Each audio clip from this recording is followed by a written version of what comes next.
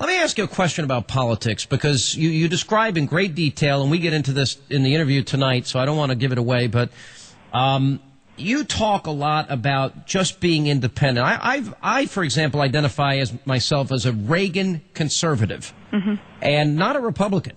And I've been disappointed with the Republican Party at times, and I think they've lost some of those conservative values that attracted me to it. I think they're going back to them, I think out of necessity, and obviously the present administration has overreached. But how do you identify yourself politically?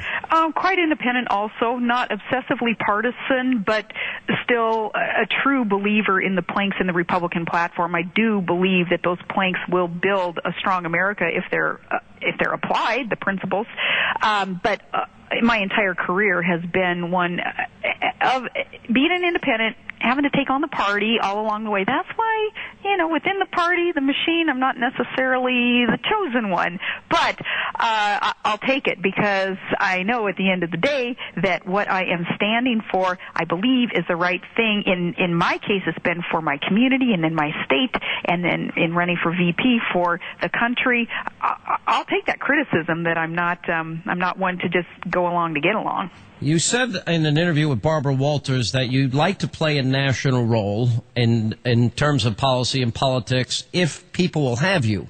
Do you think that the second printing in one of the biggest book launches ever is an indication that people want you?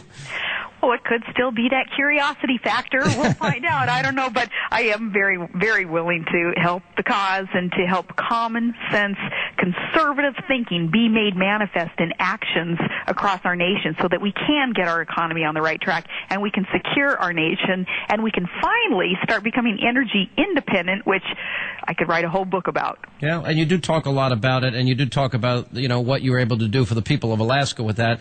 Let me ask you one question about where you see yourself in 4 years, or how you see this national role, because I think the answer is obvious. People do want you to play a role.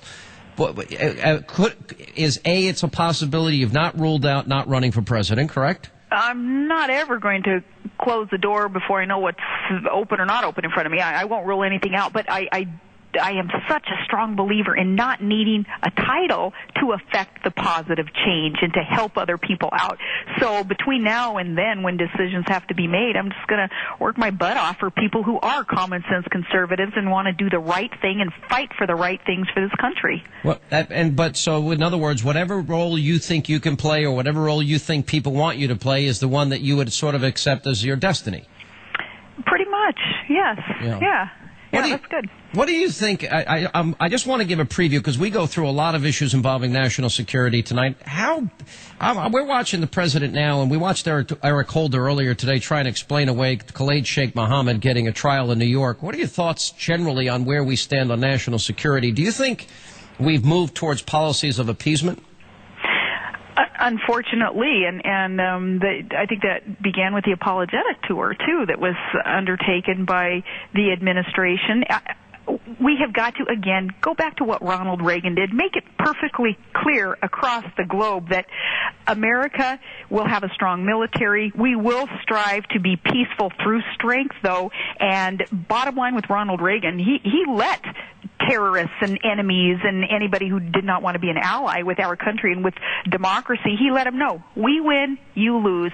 That's what I would like to see this administration embrace again. Yeah, but peace through strength, trust but verify, build up our nation's defenses, and guess what? The Cold War ended. It was an amazing lesson. Right, and without a shot. Now, we are so blessed this day and age where we are in history, Sean, that we have the benefit of looking back in history and seeing what worked, what didn't work. We are so thankful, we should be, to see that Ronald Reagan laid out for us some clear paths on how to move forward with national security measures and with the economy. Let's not blunder through this when history has proven itself, and it was relatively recent history. We have the resources. We still have some of the same people involved. I think we can call upon them, find out what some of the practical things are that they did and applied in order to provide successes for America. Governor Palin, is there a website where people can go? You're doing a 30-city tour?